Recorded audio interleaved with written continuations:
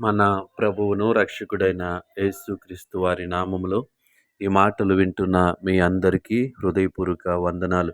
ఈరోజు నా కోసం ఆత్మీయ కార్యక్రమానికి మిమ్మల్ని అందరినీ ప్రేమపూర్వకంగా ఆహ్వానిస్తా ఉన్నాను. చిన్న ప్రార్థన.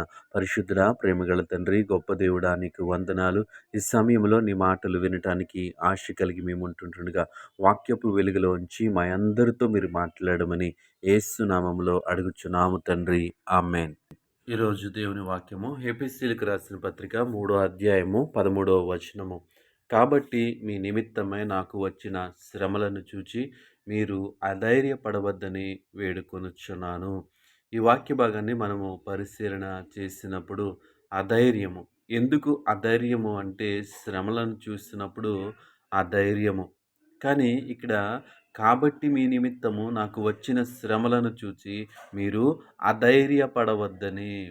ఈ లోకంలో మనము శరీరానుసారంగా జీవిస్తూ ఉన్నప్పుడు అనేకమైనటువంటి శ్రమలు, అనేకమైనటువంటి సమస్యలు, అనేకమైనటువంటి ఇబ్బందులు మనకి ఎదురవుతూ ఉంటాయి.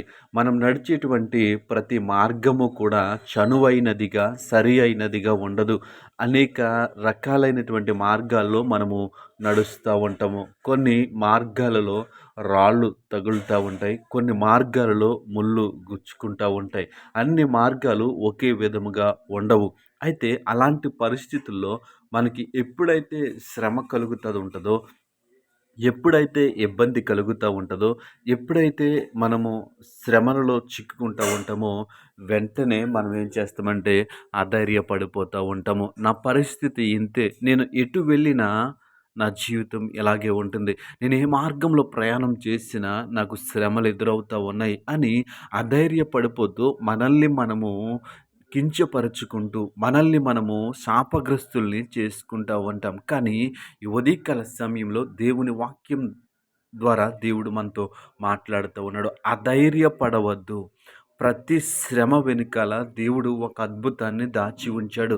ప్రతి పరిస్థితి వెనుకాల దేవుడు ఒక ఆశ్చర్యకార్యాన్ని చేస్తాడు. కాబట్టి ఈ లోకంలో మనకి ఎదురవుతున్నటువంటి శ్రమలను చూసి, ఈ లోకంలో మనం ఎదుర్కొంటున్నటువంటి ఇబ్బందులను చూసి అధైర్య పడకూడదు అని దేవుని వాక్యము సెలవిస్తూ ఉంది. మీరు అధైర్యపడవద్దని వేడుకొనుచున్నాను. ఎందుకు అధైర్యపడకూడదు అంటే మనము కలిగినటువంటి దేవుడు, మనము ఆరాధిస్తున్నటువంటి దేవుడు, మనము ఎవరి మాట అయితే వింటున్నామో ఆయన ఎవరు అంటే సర్వశక్తివంతుడైనటువంటి దేవుడు, సర్వ సృష్టికి కారణభూతుడు. ఆయన ఆజ్ఞ లేకుండా ఏమీ జరగదు. అయితే ఆయన ఆజ్ఞాపించినప్పుడే మన జీవితాల్లో కొన్ని సమస్యలు వస్తూ ఉంటాయి, కొన్ని శ్రమలు వస్తూ ఉంటాయి. ఆ శ్రమలలో మనం మన మన యొక్క విశ్వాసాన్ని, మన ప్రార్థన జీవితాన్ని, మనకున్నటువంటి తలాంతులను మెరుగుపరుచుకునే వారిగా ఉండాలి. కానీ అధైర్యముతో మనము కృంగిపోకూడదు. దేవునామానికి మహిమ కలుగునుగాక.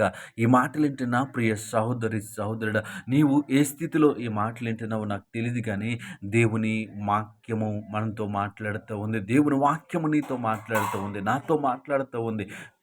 అధైర్య పడవద్దని వేడుకొనుచున్నాను. ఈ మాటలు వింటున్న నీవెవరో నాకు తెలియదు, కానీ నీవు ఉన్నటువంటి పరిస్థితుల్లో నీవు అధైర్య పడవలసిన అవసరము లేదు. ఎందుకంటే ఆయన సర్వశక్తి కలిగినటువంటి దేవుడు.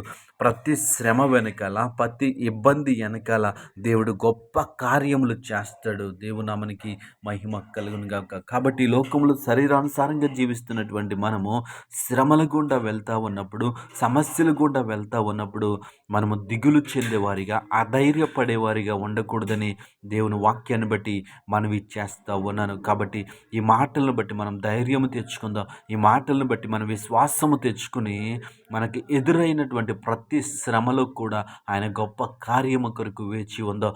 మనకి ఎదురయ్యేటువంటి ప్రతి ఇబ్బందులు కూడా ఆయన సహాయాన్ని కనిపెట్టుకుందాం. ఈ మాటలు వింటున్న మనందరికీ దేవుడు అట్టి కృప కనికరము అనుగ్రహించునుగాక. ఆమేన్.